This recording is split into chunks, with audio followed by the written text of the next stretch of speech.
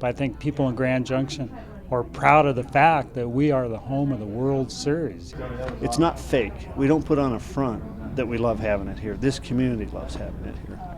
One of the finest baseball tournaments in the country.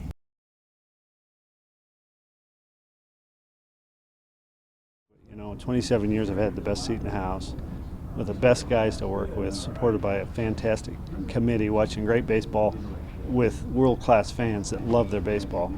It's a great feeling to be a part of anything that is successful and big, that you're one of the stones, that foundation that built it. And it reminds me a lot of what I think the Green Bay Packers are about. Every person that is a shareholder or a ticket season holder owns a part of that facility and a part of that team, and that's what we want to think that Grand Junction's all about. My really favorite experience with all of this is I see old friends that I don't see but once a year, and fans that come out to the ball club, and that's really what makes JUCO successful.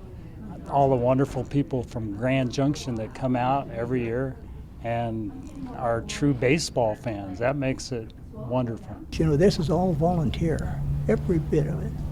And they work their hearts out. They give it 110%, and that's what makes JUCO great. Get your local school involved, and that's what they did here, is that when we brought the tournament here, Mesa Junior College at the time had to be one of the teams, regardless if they qualified or not, and then that created this local draw. And I remember as a kid going, oh, they made it again.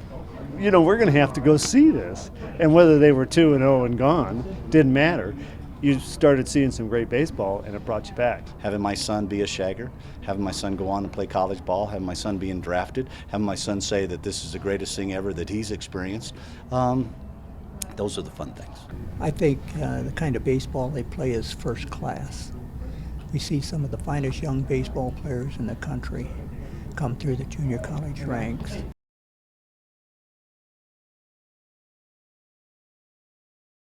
My running joke and gag with the 80-plus volunteers on our committee is I'd love to take this committee, go back to Washington, D.C., and run Congress for a year, because we would solve the world's problems, or at least the United States problems, because nobody cares about politics, nobody cares about background, everybody cares about creating the best possible student-athlete experience. Sam worked with Norm Franke to bring them on as title sponsors.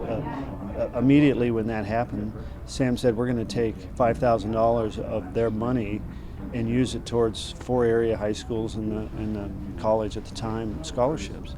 And then George Killian turned around and said, well, I'm going to take $5,000 of our part of that, and we're going to make sure that every player has a free ticket to the pre-tournament banquet.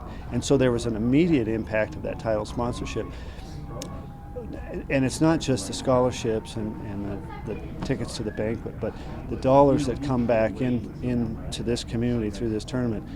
We're sitting in one right now. This $8.3 million tower expansion couldn't have been done without JUCO at the forefront. You know, once you get around these guys, Walt, Tilly, Bruce, I mean, we look forward to this. Our kids have grown up together. I mean, we have Walt's son the other day, Eric, turned 25. I remember being at this park the day he was born. In those early days, I think we had probably 15 committee members, and not more than that. And it was one big family. We came out here and helped build the steel stadium behind home plate. But left field fence was further down the line than what it is now. We always accused Sam Simplicio of moving it up so he could get home runs in his older life. People came in their lawn chairs and sat right down third base line. Bus Bergman played a real role in getting the coaches all fired up about being here. We'd go down into Arizona and play 2 or 3 teams down there before the season. Then we'd come up here and they would just be chomping at the bit to get up here to play in the tournament. Bryce Harper, I don't know that I would call it the fondest memory, but it's the most impactful memory. We never had so many requests for press passes. I mean, he was a superstar before he was a superstar. Now, we've had superstars here. We've had Kurt Schilling, we've had Kirby Puckett, we've had Adam LaRoche, we've had David Wells, all that had great MVP, superstar, all-star years in the big leagues.